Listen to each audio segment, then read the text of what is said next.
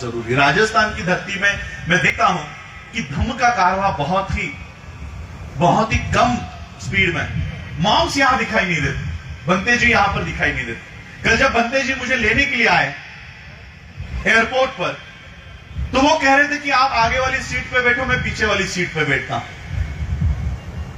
भीड़ में सभी के साथ बैठता हूं। तो मैंने कहा बंते जी, किसी ने अगर इस तरह से हमें देखा कि मैं आगे वाली सीट पे बैठा हूं और बंते जी पीछे बैठे हुए हैं, बाहर प्रदेश के लोग हमें खड़ा भी नहीं करेंगे कि बंते जी पीछे खड़े और हम लोग उपासक आगे आगे चल रहे हैं। हम बंते जी के बगल में भी बैठ नहीं सकते। जब भी मैं कुर्सियां सामान लगी होती है और जब ऐसी बारी आती कि बंते जी के बगल में बैठना है, तब मैं अपनी कुर्सी को थोड़ा सा पीछे सरकाता हूं। क्यों? क्योंकि वो हमारे धम्म गुरु है, उनका स्थान ऊपर है, हम उनके बगल में बैठ नहीं सकते। क्यों? क्योंकि उनका त्याग है, समर्पण है। सम्राट अशोका का नाम सुना है ना सबने? सम्राट अशोक राजा थे, राजा महल में रहा करते थे, बेटे प्रिंस थे, बच्चे प्रिंस थे, बेटी प्रिंसेस थी, युवराज थे। केवल बुद्ध के धम्म का प्रचार और प्रसार इस देश में हो, इसलिए एक राजा ने अपने बेटे और बेटी को धम्म के प्रचार और प्रसार के लिए दान में दे दिया। एक राजा ने। तुम लोग कोई राजा हो?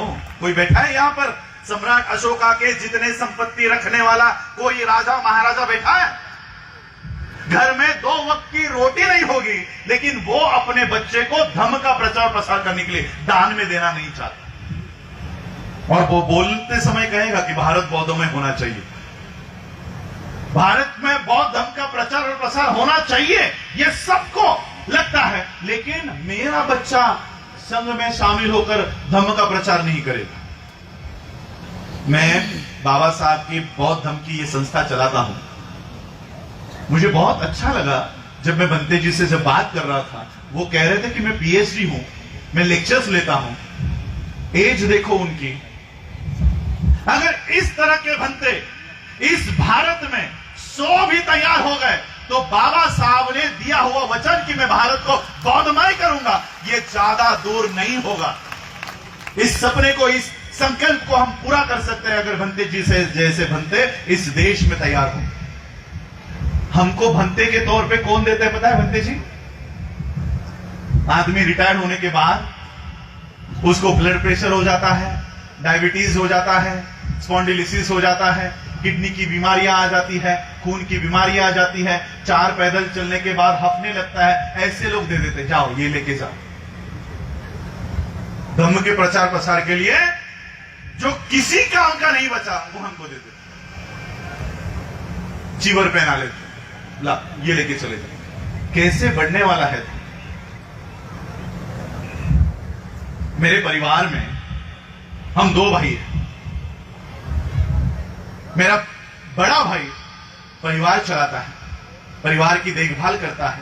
ये मेरे परिवार का नियोजन था कि मेरा एक बेटा अपने घर परिवार के लिए रखूंगा और एक बेटा बौद्ध धर्म के प्रचार और प्रसार के लिए रखूंगा। ये मेरे परिवार का नियोजन था।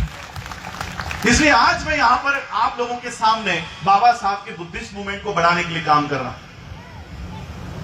जब तक ऐसा त्याग की भावना आप लोगों में ना हो, तब तक धम्म भारत में नहीं बढ़ सकता, भाईचारा कायम नहीं हो सकता।